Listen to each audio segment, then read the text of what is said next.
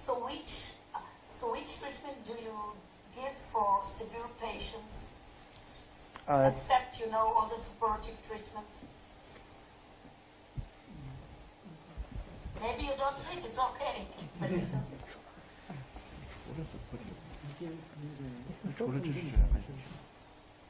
Okay, just as you said, supportive therapy is the most important therapy for critical ill patients.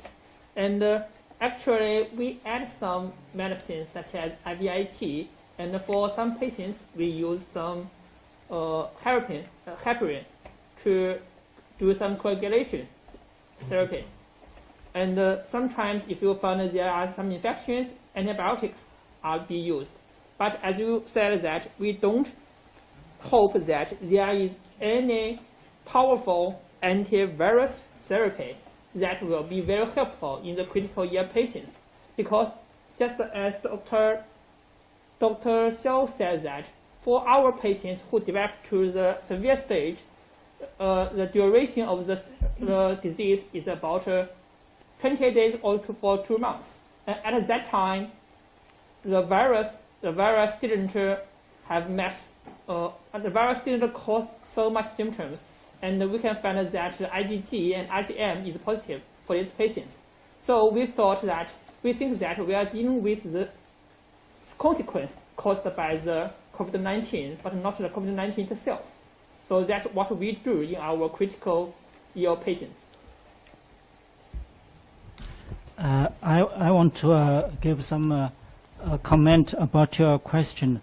For the mild patient, besides the rest, in China, we should isolate the patient in the appointed hospital. All these kind of patients, these are mild patients, although they have no very serious symptoms, but the patient should be admitted to the hospital to prevent them from infectious to other people.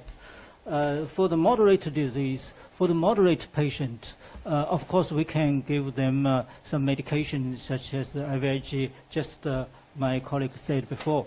But for this kind of patient, some of these kind of patient may progress into severe or critical patient. So prevent this moderate patient from going on to progression is very important. So at this moment, glucosteroid may be tested, may be prescribed in this kind of patients.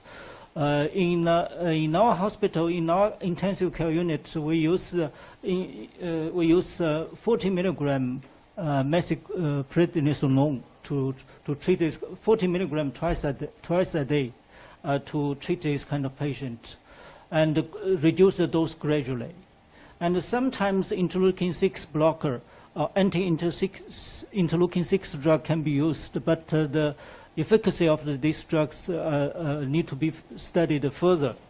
For the critically ill patient, of course, mechanical ventilation is a very important supportive treatment. But besides this, the invasive mechanical ventilation, many other treatments, we call the comprehensive supportive treatment. Comprehensive supportive, just as my colleague mentioned before, including the anticoagulation, because many of these patients have hyper and anticoagulation symptoms, including antiphospholipid syndrome and APS. So this kind of patient should be treated with heparin, sometimes plus aspirin, for the hypercoagulation.